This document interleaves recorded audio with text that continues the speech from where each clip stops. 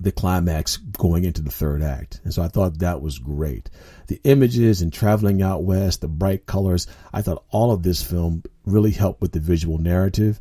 And just the fact that you shot it in a hotel room and in a van and in a house really kind of showed the ability to tell a great story with not having elaborate sets.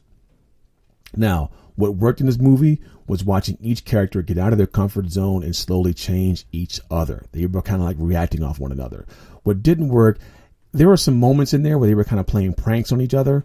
And man, I don't know. I think in real life, if you played these kind of like life or death pranks on people, they would be a little bit damaging to, psychologically to the people who you're dealing with. Now, the film was rated R. Why? Because of language. And as far as the Aristotle Index, the only thing that I thought was a little bit unconvincing was the hitchhiking aspect of it. And you'll see that as you get into the movie.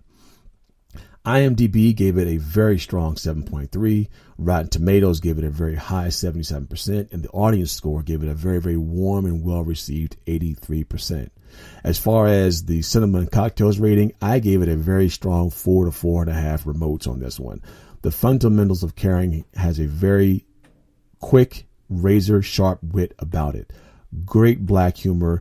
And when you add the variant of the buddy road trip, it kind of alters the genre just ever so slightly. It starts off interesting, and the plot twists definitely keep you interesting, but it does get bogged down towards the middle. Like you're just kind of like waiting to see where they're going and how this is all going to come to an end. Overall, it's a great dark comedy that hits all the emotions. You'll get angry, you'll laugh, you'll cry, you'll get frustrated, but ultimately you'll be at peace.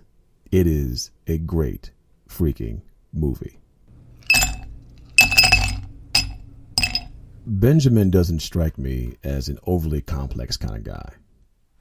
Like I really can't see him, going to a bar and just ordering fancy drinks. If anything, I kind of really see Benjamin as the kind of guy that just has a beer every now and then. However, when I was watching this, I did get the vision of him coming home one day from having a particularly stressful day with Trevor, opening up his refrigerator. There's nothing in there to eat, so he decides to order a pizza. And then while he's sitting there waiting for his pizza, he opens up his cabinets for something to drink, and there's no beer, there's no soda, but he does have some bourbon, and he has some lemon, and he has some honey from tea that he likes to make every now and then. And so from those basic ingredients, we're going to make a basic drink called a Gold Rush. 2 ounces of bourbon, 3/4 ounces of freshly squeezed lemon juice, and 3/4 ounces of honey syrup. You combine all those ingredients together with some ice, shake, strain, and then pour. Now, if you want to add some pop to it, maybe you can add, some ginger ale, maybe even a cola. But to me, the Gold Rush is a basic drink. It's something that you can ease your mind with as you are just trying to get your life back on track again. Or like in Ben's case, if you're trying to forgive yourself or just move or find that courage to move a little bit out of your comfort zone. Basic. Sometimes basic is all that we need.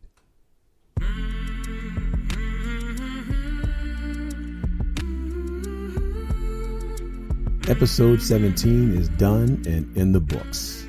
Now, I would have had it ready last night, but I mean, come on, it's Christmas, all right? I mean, even I'm sitting around, wrapping up gifts and trying to get ready for the holiday. And so, at least now, you don't have to watch any more horrible movies. You can check out the ones that I've suggested instead.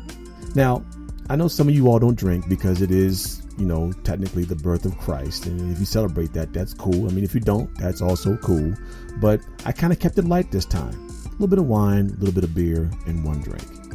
So, with that being said, as always, be safe, drink responsibly, have a happy holiday, and I'll see you next week as we begin 2021 with some new great movies.